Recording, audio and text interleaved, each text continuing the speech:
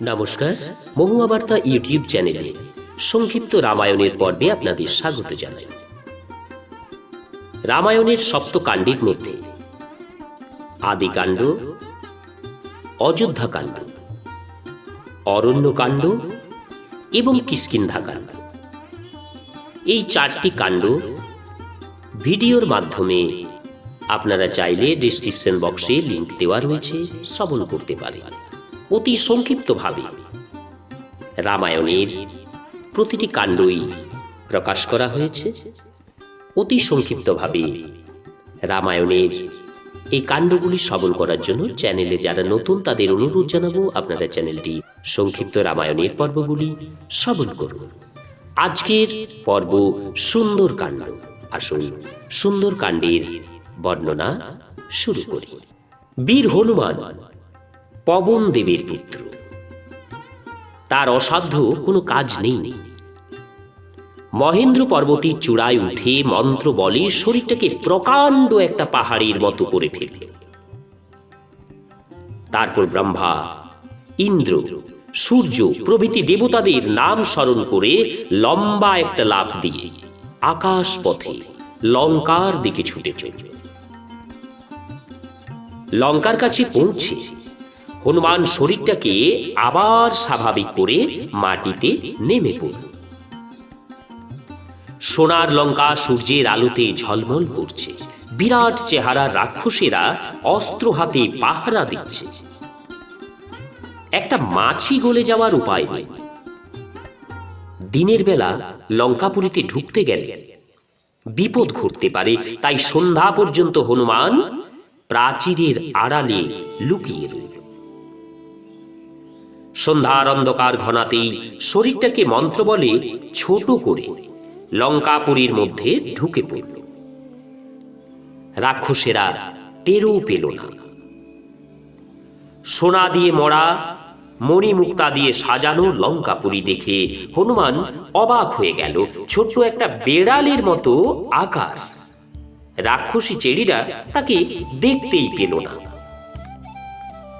রাজপুরীর এ ঘর থেকে সে ঘর হনুমান সীতা দেবীকে খুঁজতে লাগল। হনুমান এসে উপস্থিত হলো রাবণের শোয়ার ঘরে। মণিমুক্তা দিয়ে সাজানো সোনার খাটে শুয়ে আছে রাবণ। হনুমান একটু উঁচুতে উঠে ভালো করে দেখে নিল তাকে।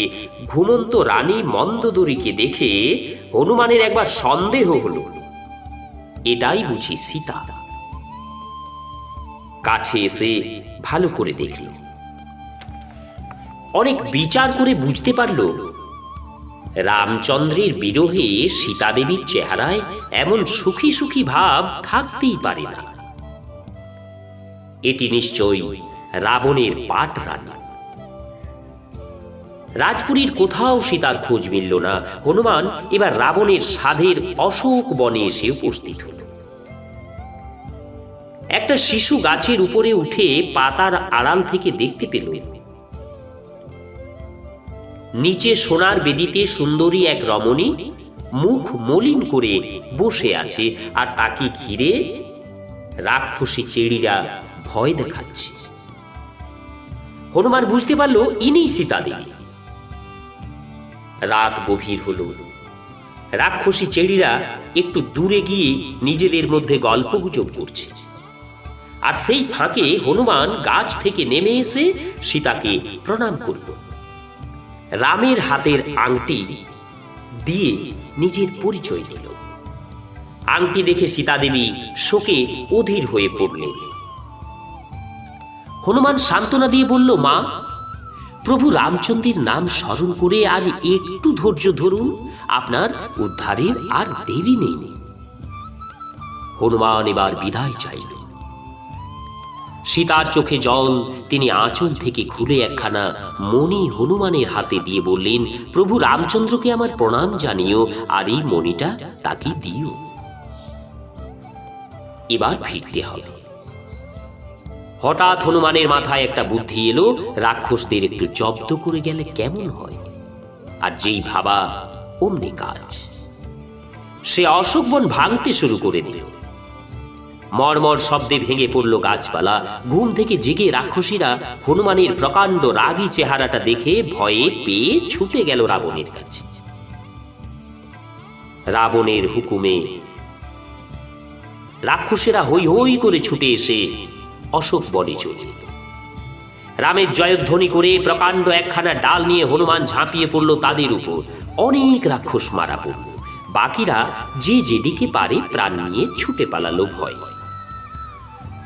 হনুমানের মাথায় খুন চেপে গেল। সে এবার লঙ্কাপুরীর বাড়িঘর মন্দির ভেঙে চুরমার করতে লাগল। আর ভয়ঙ্কর চেহারা দেখে রাক্ষস সৈন্যরা আর ধারে কাছে এগোতে সাহস করে না। শেষ পর্যন্ত রাবণের বীর পুত্র ইন্দ্রজিৎ ব্রহ্মাস্ত্র ছুড়ে হনুমানকে আষ্টে পৃষ্ঠে বেঁধে ফেলল।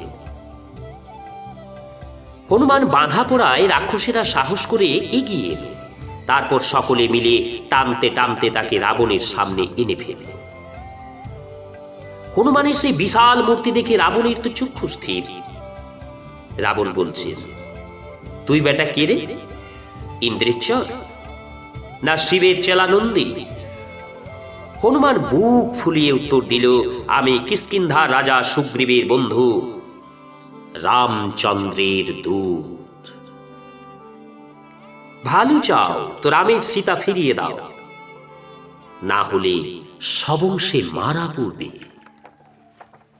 হনুমানের কথা শুনে রাবণের 20টা চোখ রাগে লাল হয়ে গেল। 10টা মুখে দাঁত কড়মড় করে হুকুম দিল, স্পর্ধা তো কম নয়, কে আছিস? কেটে ফেল বানরের মুন্ডটা। রাবণের এক ভাই বিভীষণ, সে ধীর স্থির ধার্মিক রাক্ষস।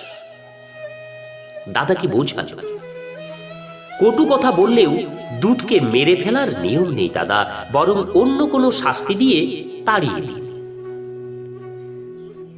রাবণ বিভীষণের যুক্তি মেনে নিল। অনুচরদের হুকুম দিল, ব্যাটার লেজের খুব বাহার দেখাচ্ছে, ওটাতে আগুন ধরিয়ে ঘুরিয়ে আনো লঙ্কাপুরী। লঙ্কার যেখানে যত পুরনো কাপড় ছিল জড়ো করে রাক্ষসেরা হনুমানের লেজে জড়াতে বসে গেল। হনুমান দুষ্টুমি করে লেজটাকে একটু একটু করে বাড়াতেই থাকল। কাপড় শেষ, আধখানা লেজও জড়ানো গেল না। রাক্ষসেরাও হাঁপিয়ে উঠল। হনুমানের খুব মজা। লেজের যতটুকু কাপড়ে জড়ানো গেল তাতেই রাক্ষসেরা কলসি কলসি ঘি আর তেল ঢেলে ভিজিয়ে আগুন ধরিয়ে দিল। তারপর হনুমানকে ঘিরে ঢাক ঢোল বাজিয়ে রাক্ষসীরা ঠাট্টা তামাশা শুরু করে দিল। হনুমানের খুব রাগ হল। সে শরীরটাকে ছোট্ট করে ফেলল, ফলে বাঁধন আলগা হয়ে খুলে গেল। এইবার রক্ষীগুলোর ঘাড় মোটকে জমালয়ে পাঠিয়ে দিয়ে এক লাফে রাজবাড়ির ছাদে গিয়ে উঠল। তারপর লাফিয়ে ঝাঁপিয়ে সমস্ত লঙ্কাকে পুড়িয়ে ছাই করে ফেলল। শুধু বিভীষণের বাড়ি আর সীতা যেখানটায় বন্দিনী রয়েছেন সেইটুকু পোড়ালো না। লঙ্কা পুড়ে ছাই। রাক্ষসেরা হাহাকার করে উঠল। রাবণ রাজা আচ্ছা জব্দ। হনুমান সীতা দেবীকে গিয়ে প্রণাম করল। তারপর প্রকাণ্ড একটা লাফ দিয়ে সমুদ্র ডিঙিয়ে বন্ধুদের সঙ্গে এসে মিলিত হল।